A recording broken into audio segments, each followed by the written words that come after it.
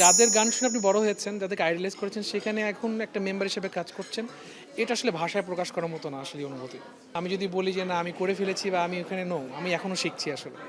গান ওরফেজের গান সবসময় প্রত্যেকটা প্রজন্মের জন্য আসলে প্রাসঙ্গিক। আমার আগে যারা ভোকালিস্টরা ছিলেন তারা সবাই তাদের একটা করে ফুটস্টেপ রেখে গেছেন এবং একটা লিজেন্ডারি ফুটস্টেপ রেখে গেছেন। তো সেই জায়গাতে আমাকে নিজেকে আসলে গড়তে হয়েছে, টু বি ভেরি অনেস্ট। এবং প্রতিদিনই চ্যালেঞ্জিং মনে হয় আমার কাছে, প্রত্যেকটা কনসার্ট, প্রত্যেকটা রেকর্ডিং। বিকজ আপনি এমন একটা স্ট্যান্ডার্ড নিয়ে কাজ করছেন যেখান থেকে নিচের দিকে ডাউন স্ট্রিমে যাওয়ার কোনো অপশনই নেই, আপনাকে উপরের দিকে অথবা ওই লেভেলটাকে ম্যাচ করতে হবে। So it's a huge challenge for me everyday. সো আমি যদি বলি যে না আমি করে ফেলেছি বা আমি ওখানে আমি এখনও শিখছি আসলে। ওয়ারফেজ আসলে সবচেয়ে বড় ব্যাপার, ওয়ারফেজ এমন একটা ব্যান্ড যারা সবসময় প্রাসঙ্গিক। কারণ ইয়তদের যেই স্পৃহা, তাদের যেই মানসিক অবস্থান, তারা কি চায়, তাদের বিদ্রোহী চেতনা বলেন, তাদের প্রেম ভালোবাসা বলেন, সেই জায়গাতে সবসময় ওয়ারফেজ কথা বলেছে।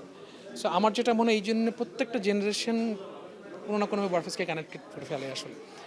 ওয়ারফেজের গান সবসময় প্রত্যেকটা প্রজন্মের জন্য আসলে প্রাসঙ্গিক।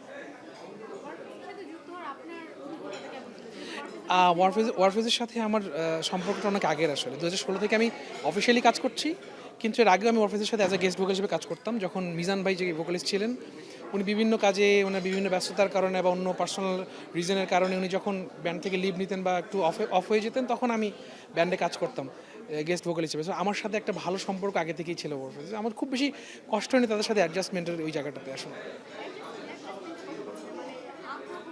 ও, আগ্রহ তো অবশ্যই। আপনি কিছুক্ষণ আগে আপনিই বলছিলেন যে ছোটোবেলা থেকে গান শোনার ব্যাপার।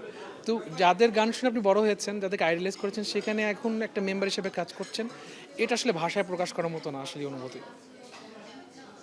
Thank you so much. হ্যাঁ,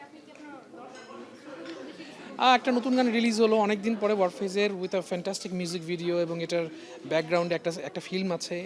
সো আমরা খুবই অপটিমিস্টিক। আমাদের যতগুলো কাজ হয়েছে সোফার, এটা হচ্ছে একেবারে ইউনিক একটা কাজ। আশা রাখছি সবার ভালো লাগবে। So keep supporting us, do listen to our songs. আমাদের সামনে অ্যালবামও বের হচ্ছে, শুভকামনা দরকার। Thank you.